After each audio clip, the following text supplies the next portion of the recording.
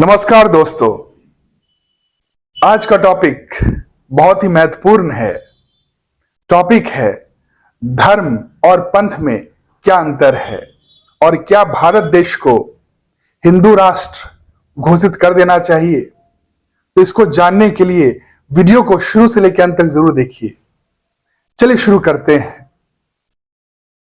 धर्म और पंथ में क्या अंतर है, इसको जानने से पहले हमें जानना होगा कि धर्म क्या है, धर्म किसको कहते हैं। तो धर्म अध्यात्म पर आधारित है। और अध्यात्म क्या है? अध्य आत्म। अध्य जो है वो अधिक को कहा जाता है और आत्म आत्मा को कहा जाता है। तो अध्यात्म का अर्थ है जो आत्मा के अधिकतम स्वरूप को हमें जनाए, उसे अध्यात्म कहते हैं। आत्मा के अधिकतम स्वरूप को जानना ही अध्यात्म है। धर्म हमें आत्मा के अधिकतम स्वरूप को जानने में हमारी मदद करता है। तो धर्म हमें बड़ा बनना सिखाता है। और बड़ा का क्या गुण है? जो आत्मा के विराट स्वरूप को जान गया, जो अपने आत्मा को जान गया, मतलब वो बड़ा हो गया। और बड़ा में क्या गुण होता है? बड़ा में बड़प्पन होता है। और बड़प्पन क्या है? बड़प्पन दया है, करुणा है, प्रेम है, निस्वार्थ भाव है। बड़ा में ये गुण होगा ही होगा। जिसमें ये गुण है मतलब वो बड़ा है, और जो बड़ा है उसमें ये गुण होगा ही होगा। तो धर्म का जो एसेंस है वो यही है, प्रेम, दया, करुणा, निस्वार्थ भाव, सत्य पर चलना। यही एसेंस है, यही मोरल वैल्यूज है जिसको धर्म कहते हैं। ये फाउंडेशन है। ये फाउंडेशन पे ही धर्म टिका हुआ है। और धर्म किस पे टिका हुआ है? आत्मा पर, अध्यात्म पर। तो धर्म का पूरा जो एसेंस है वो यही है। तो धर्म हमें बड़ा बनना सिखाता है। और बड़ा में बड़प्पन होगा ही। बड़प्पन में दया, प्रेम, करुणा, निस्वार्थ भाव, सत्य पर चलना, उसमें ये गुण होगा ही होगा। अब बात करते हैं पंथ क्या है। तो जितने भी मनुष्य हुए हैं जो उच्चतम अवस्था को प्राप्त हुए हैं, उच्चतम अवस्था को उपलब्ध हुए हैं, जो अपने आत्मा के उच्चतम अवस्था को जाने हैं, जो अपने आत्मा के विराट स्वरूप को जाने हैं, जो बड़े हुए हैं, जिनमें बड़प्पन आया है, वो गुरु हुए हैं। वही दूसरों को मार्ग बताते हैं, बड़ा कैसे बना जाए, कैसे बड़प्पन आए। तो जो बताते हैं वो धर्म बताते हैं, धर्म पर चलना सिखाते हैं। गुरु ही ज्ञान देते हैं, धर्म का मार्ग बताते हैं, क्योंकि वो अनुभव कर चुके हैं कि बड़प्पन क्या है, बड़ा होना क्या है। क्योंकि उन्होंने आत्मा को रियलाइज किया है, सेल्फ को रियलाइज किया है, इनलाइटेंड कॉन्शियसनेस तक वो पहुंचे हैं, उस अवस्था को उपलब्ध हुए हैं। उसीलिए वो रास्ता बताते हैं। तो वो जो रास्ता बताते हैं वो पंथ होता है। क्यों? क्योंकि ऐसे बहुत सारे आत्मज्ञानी पुरुष हुए हैं, मनुष्य हुए हैं, जो मार्ग बताते हैं, जिसका फाउंडेशन धर्म है, बड़प्पन है। लेकिन तरीका अलग अलग हो सकता है, उसको बताने का तरीका अलग अलग हो सकता है, लेकिन जो एसेंस है, जो कंटेंट है, अंदर जो कंटेंट है वो एक ही है, वो अलग नहीं है। जैसे आप बोतल बहुत सारे हो सकते हैं, लेकिन उनके उसके अंदर वही पानी रहता है। ठीक उसी तरह जितने भी धर्म गुरु हुए हैं वो तरीका अलग अलग हो सकता है उनको बताने का, लेकिन वो जो बता रहे हैं उसका फाउंडेशन क्या है? वो धर्म ही है। बड़प्पन ही सिखा रहे हैं, बड़ा होना ही सिखा रहे हैं। और बड़प्पन में ही आनंद है। जो बड़ा है वही आनंदित है। अहंकार को आनंद कहा? अहंकार में तो ईर्ष्या, द्वेष, गुस्सा, स्वार्थ भाव, अपूर्णता रहता है। और जो बड़ा है उसी में पूर्णता है, करुणा है, प्रेम है, निस्वार्थ भाव है, आनंद है। तो वो बड़ा बनना सिखाते हैं। तो धर्म फाउंडेशन एसेंस है। और जो बताते हैं, जो तरीका बता रहे हैं, वो एक मार्ग बता रहे हैं। तरीका बाहर से अलग दिख सकता है, सब गुरु का अलग अलग तरीका हो सकता है, लेकिन उसके एसेंस में बड़प्पन होगा। अगर वो बड़प्पन है, ये 4-5 फाउंडेशन जो मैंने बताया आपको, प्रेम, दया, करुणा, निस्वार्थ भाव, सत्य पर चलना, अगर ये है तो वो धर्म का फाउंडेशन है।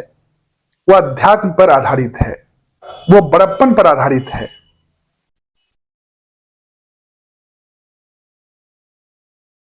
तो बहुत सारे गुरु जो हुए हैं, बुद्ध हुए हैं, आदि शंकराचार्य हुए हैं, कृष्ण हुए हैं, राम हुए हैं, रामकृष्ण परमहंस हुए हैं, गुरु नानक हुए हैं, ऐसे बहुत सारे गुरु हुए हैं भारत में। सभी के बताने का ढंग अलग अलग है, लेकिन वो बता एक ही चीज रहे हैं। उनका उद्देश्य मनुष्य को बड़ा बनाना है, मनुष्य को इंसान बनाना है और आत्मा को उच्चतम अवस्था तक पहुंचाना है। तो गुरु शिष्य नहीं बनाता है, गुरु गुरु ही बनाता है। आप आते तो हो एक शिष्य बन के गुरु के पास, लेकिन आपको गुरु पहुंचाता कहां है? वही पहुंचाता है जो वहां पे वो खुद है। जहां पे वो खुद है वहीं पे गुरु शिष्य को भी पहुंचाता है और पहुंचाना चाहता है। गुरु तो खुद बड़ा है, दूसरों को भी बड़ा बनना सिखाता है। और जो मार्ग बताता है वही धर्म का मार्ग बताता है, जिससे आप अपने आत्मा के उच्चतम अवस्था, अधिकतम स्वरूप को जान सकते हो। तो गुरु जो मार्ग बताते हैं वो अलग अलग हो सकता है, बाहर से आपको अलग अलग दिख सकता है, लेकिन उसके एसेंस में एक ही फाउंडेशन है, वो धर्म है। अब इसको और बेहतरीन रूप से समझने के लिए हम एक एनालॉगस लेते हैं, एक एग्जाम्पल लेते हैं, एक उदाहरण लेते हैं। जैसे आप देखे होगे कि एक बोर्ड होता है, जैसे सीबीएसई बोर्ड, आईसीएसई बोर्ड। तो सीबीएसई बोर्ड के अंदर बहुत सारे स्कूल्स होते हैं, वही सिलेबस वही है, हर एक स्कूल में वही सिलेबस पढ़ाया जाता है। ढंग अलग अलग होता है, यूनिफॉर्म अलग होता है, बताने का तरीका अलग अलग होता है, लेकिन वो एक ही सिलेबस पढ़ाते हैं। अलग अलग स्कूल का नाम अलग अलग होता है, लेकिन एफिलिएटेड वो एक ही बोर्ड से होता है, सीबीएसई बोर्ड। उसी तरह जो धर्म है और पंथ है, इसमें यही अंतर है कि धर्म बोर्ड की तरह है और पंथ क्या है? स्कूल्स की तरह है, जिसके प्रिंसिपल गुरु होते हैं, जो बड़प्पन को उपलब्ध हो चुके हैं, जो आत्मा के अधिकतम स्वरूप को जान चुके हैं, जो आत्मज्ञानी है, वही गुरु है, वही प्रिंसिपल हो जाते हैं। हर एक पंथ का एक प्रिंसिपल होता है। जैसे बुद्धिज्म का एक प्रिंसिपल है, कौन है? गौतम बुद्ध। और जैनिज्म का एक प्रिंसिपल है, कौन है? महावीर। और सिखिज्म का एक प्रिंसिपल है, कौन है? गुरु नानक। और जो इस्कॉन जो चल रहा है, इस्कॉन का प्रिंसिपल कौन है? कृष्ण। शैविज्म के प्रिंसिपल कौन है? शिव। वैष्णिज्म के प्रिंसिपल कौन है? विष्णु। तो ऐसे बहुत सारे पंथ हुए हैं, प्रिंसिपल्स अलग अलग होते हैं, गुरु अलग अलग होते हैं, लेकिन उसके जो फाउंडेशन मूल में जो है वो धर्म है। तो धर्म एक अम्ब्रेला है, टोटल सेट है, यूनिवर्सल सेट है, उसके अंदर बहुत सारे सबसेट्स हैं जो आपको वो यूनिवर्सल सेट तक पहुंचाने का मार्ग बताते हैं। तो धर्म को एक बोर्ड की तरह लीजिए और पंथ को स्कूल की तरह लीजिए। जिस तरह स्कूल में अलग अलग यूनिफॉर्म होते हैं, अलग अलग तरीका होता है पढ़ाने का, अलग अलग प्रिंसिपल होते हैं, अलग अलग टीचर्स होते हैं, उसी तरह हर एक पंथ का अलग अलग गुरु होता है, अलग अलग पढ़ाने का ढंग होता है। लेकिन जिस तरह हर एक स्कूल में एक ही सिलेबस पढ़ाया जाता है, एक बोर्ड से, जो एक बोर्ड से एफिलिएटेड है उसमें एक ही सिलेबस पढ़ाया जाता है, ठीक उसी तरह धर्म वो बोर्ड है, वो सिलेबस है जो हर एक पंथ में वही पढ़ाया जाता है। मूल में वही फाउंडेशन है। फाउंडेशन क्या है? बड़प्पन। बड़प्पन का क्या गुण है? दया, करुणा, प्रेम, निस्वार्थ भाव, सत्य पर चलना। यही 5 फाउंडेशन है जो आपको हर एक पंथ में मिलेंगे ही मिलेंगे। जिसके भाव में बड़प्पन है तो वो धर्म पे, और जिसके भाव में बड़प्पन नहीं है तो वो अधर्म पे है। यही समझने वाली बात है कि शैविज्म वाले अलग रूप से अपने आप को रिप्रेजेंट करते हैं। बाहरी तौर तरीका अलग हो सकता है। वैष्णव पंथ के लोग अलग रूप से प्रेजेंट करते हैं अपने आप को। इस्कॉन वाले अलग रूप से अपने आप को प्रेजेंट करते हैं। गुरु नानक, सिख वाले अपने आप को अलग रूप से प्रेजेंट करते हैं। बुद्ध वाले अपने आप को अलग रूप से प्रेजेंट करते हैं। महावीर वाले अपने आप को अलग रूप से ढंग से प्रेजेंट करते हैं। लेकिन उसके मूल में अगर जाओगे तो वही धर्म, वही फाउंडेशन है, वही बड़प्पन है जो उनके प्रिंसिपल में है। उनके प्रिंसिपल में बड़प्पन है। जिन्होंने ये पंथ बनाया है, जिन्होंने ये पंथ का निर्माण किया है, शुरुआत किया है, उनमें आपको बड़प्पन मिलेगा ही मिलेगा। तो यही है पंथ और धर्म में अंतर। धर्म यूनिवर्सल सेट है और पंथ उसका सबसेट है। एक पंथ के गुरु आत्मज्ञानी हैं जिन्होंने अध्यात्म को अपने जीवन में उतारा है और दूसरों को भी रास्ता बताते हैं अपने आत्मा को जानने का, अपने आत्मा के अधिकतम स्वरूप को जानने का, अध्यात्म को अपने जीवन में उतारने का मार्ग बताते हैं। तो जो ये समझ गया वो किसी भी पंथ से जिसमें धर्म है, जिसके मूल में धर्म है, जिसके मूल में बड़प्पन है, उससे वो नफरत नहीं करेगा। लेकिन जिसके मूल में अगर बड़प्पन नहीं है वो अधर्म है। वो 4 वाक के फिलॉसफी पे चल रहा है। वो आत्मा आध्यात्म के फिलॉसफी पे नहीं चल रहा है। अब सवाल आता है, क्या भारत को हिंदू राष्ट्र घोषित कर देना चाहिए? तो हमें समझना होगा कि हिंदू किसको कहते हैं। हिंदू शब्द कहां से आया? हिंदू शब्द आया इंडस वैली से, इंडस वैली सिविलाइजेशन। भारत,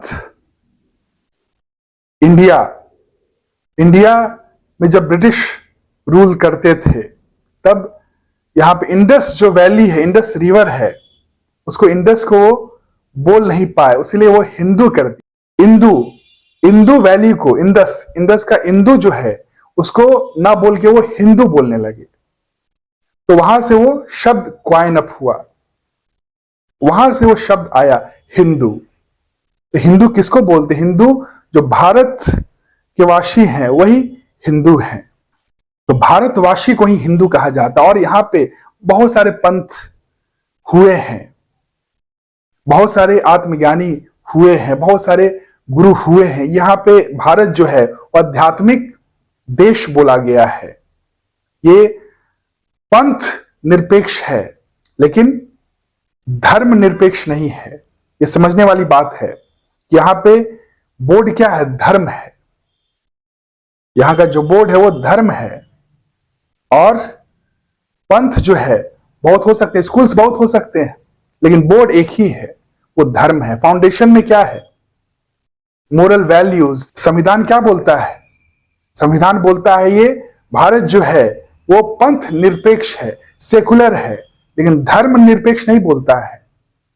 अगर धर्म निरपेक्ष हो जाएगा मतलब क्या कि कोई धर्म का पालन करो या ना करो, उससे भारत या सरकार को कोई लेना देना नहीं है।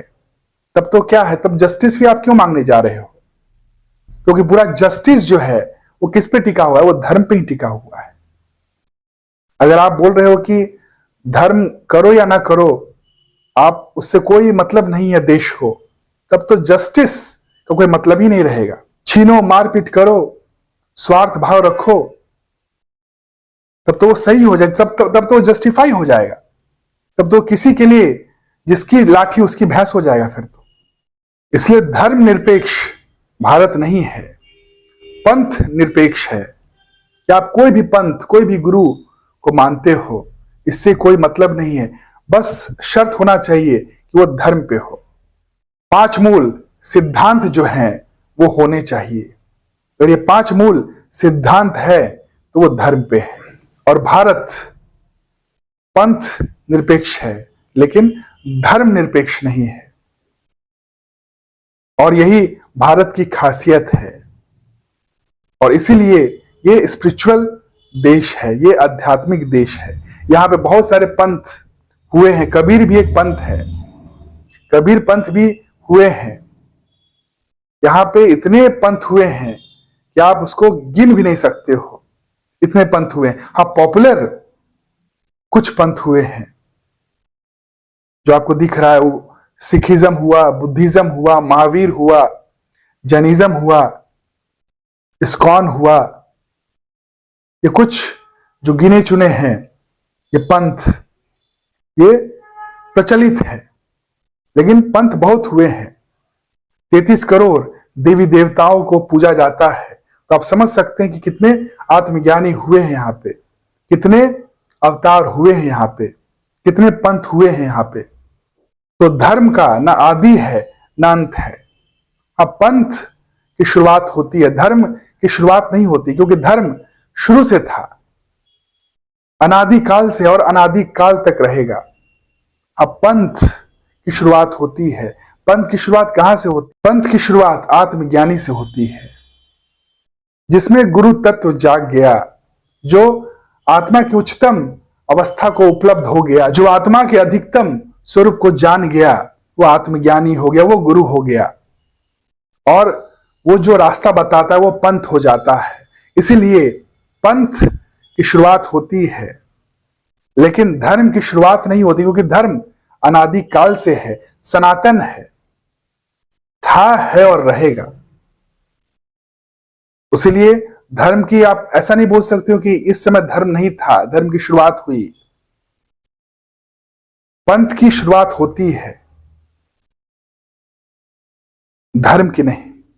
धर्म अनादिकाल से है और अनादिकाल तक रहेगा। अगर कोई बोले कि नहीं, यही पंथ सर्वश्रेष्ठ है, इसी को मानना चाहिए और दूसरे पंथ को नहीं मानना चाहिए, यही एकमात्र धर्म है, अगर ऐसा कोई क्लेम करता है तो वो कट्टरपंथा है, वो बड़प्पन नहीं है, वो धर्म के अगेंस्ट है।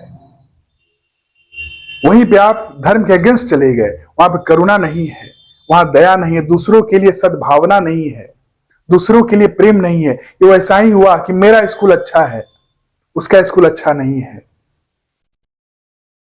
यहीं पे आप अधर्म पे चले गए। यह सनातन धर्म के खिलाफ है। ये अगर उसके अनुयायी कह रहे हैं, किसी पंथ के अनुयायी कह रहे हैं, तो अज्ञानता में कह रहे हैं, बचपना में कह रहे हैं, छोटेपन में कह रहे हैं। लेकिन उसका जो प्रिंसिपल है, जो गुरु है, अगर ये कह रहा है तो वो गुरु नहीं है। क्योंकि गुरु समझता है, जानता है कि पंथ अनेक हो सकते हैं, धर्म एक ही है, धर्म दो नहीं है, धर्म एक ही है, पंथ अनेक हो सकते हैं। और जितने आत्मज्ञानी होंगे उतने पंथ हो सकते हैं, क्योंकि एक आत्मज्ञानी से ही पंथ की शुरुआत होती है, धर्म की शुरुआत नहीं होती। धर्म तो हमेशा से था, है और रहेगा। पंथ की शुरुआत होती है, और पंथ की शुरुआत एक आत्मज्ञानी करता है, एक गुरु करता है। स्कूल की शुरुआत हुई, ठीक है, लेकिन जो बोर्ड है वो बोर्ड तो था ही, आप उस सीबीएसई बोर्ड से एफिलिएटेड हो जाओ और आप स्कूल स्टार्ट कर दो, आप प्रिंसिपल बन जाओ इस स्कूल के और पढ़ाने लगो वही सिलेबस। तो अध्यात्म पर धर्म आधारित है और धर्म पर पंथ आधारित है। तो भारत सेकुलर देश है और सेकुलर देश मतलब हुआ कि पंथ निरपेक्ष, धर्म निरपेक्ष नहीं है। ये सनातन के साथ है, ये धर्म के साथ है और बस यही बना रहे, कट्टरपंथा नहीं आना चाहिए। जो शिव की पूजा करता है, जो शिव को आराध्य मानता है, वो शिव के पथ पे चले। जो कृष्ण को आराध्य मानता है वो कृष्ण के पथ पे चले। जो कबीर को आराध्य मानता है वो कबीर के पथ पे चले। इसमें कोई भेदभाव नहीं है। यही इस देश का खासियत है कि सबको समा लेता है, एक समुद्र की तरह। जैसे समुद्र बहुत सारे नदियों को समा लेता है, उसी तरह ये देश, भारत देश ऐसा देश है जो हर एक पंथ को समा लेता है। भारत देश धर्म से एफिलिएटेड है। धर्म, सनातन धर्म का एफिलिएशन है इस पे। भारत देश आध्यात्मिक देश कहा जाता है क्योंकि यहां पे धर्म मूल में है।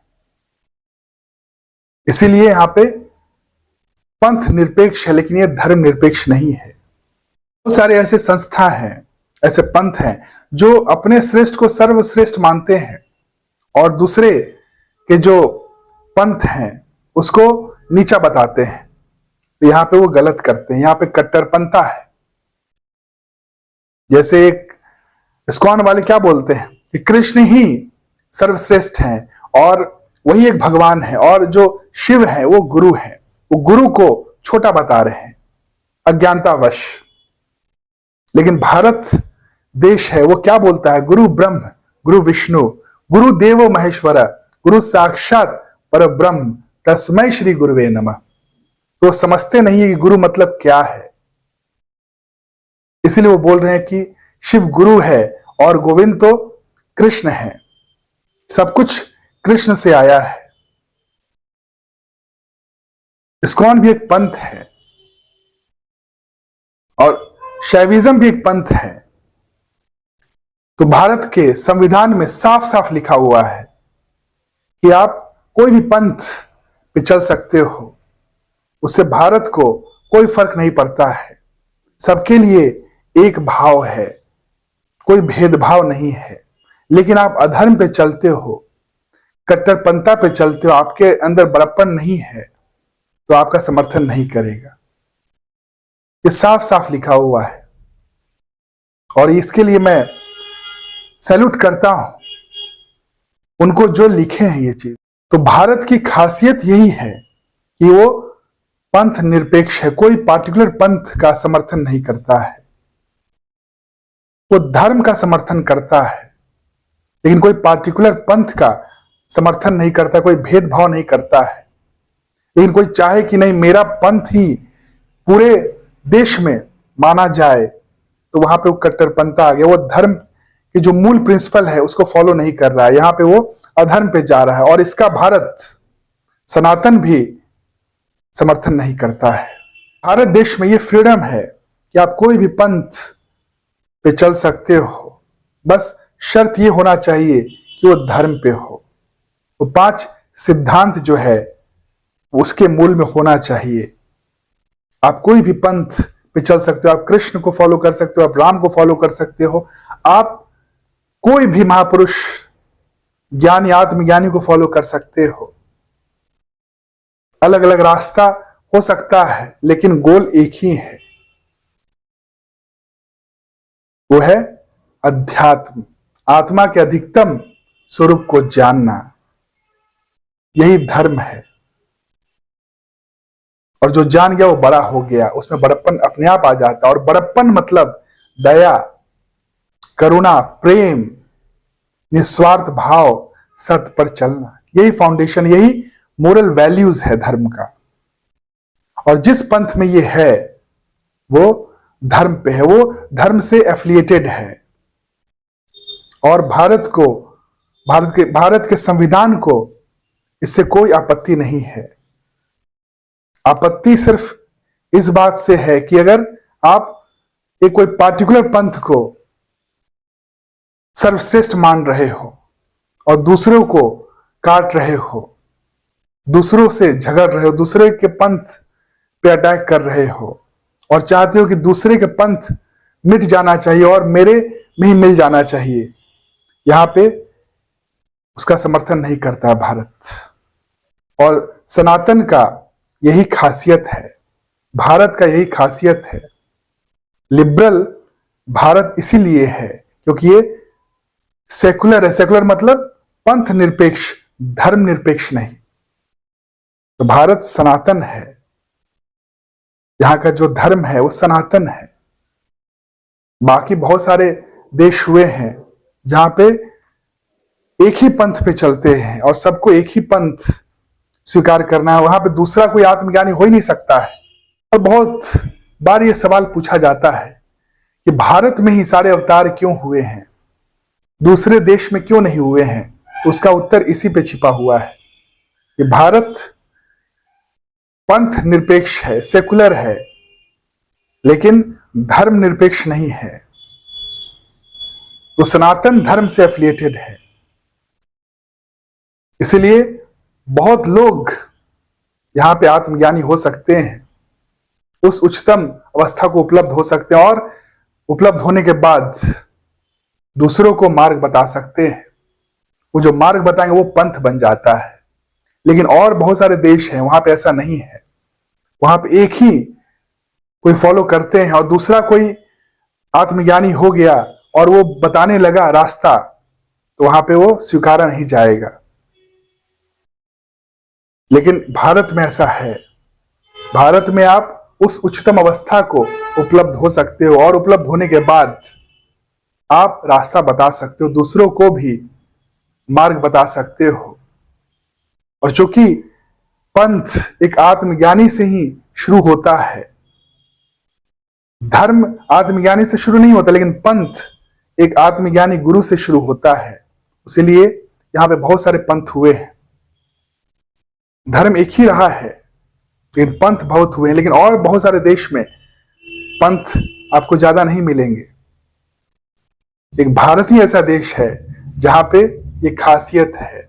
इसलिए इसको कहा गया है आध्यात्मिक देश, क्योंकि यहीं पे खोज में आपको पूरा फ्रीडम है।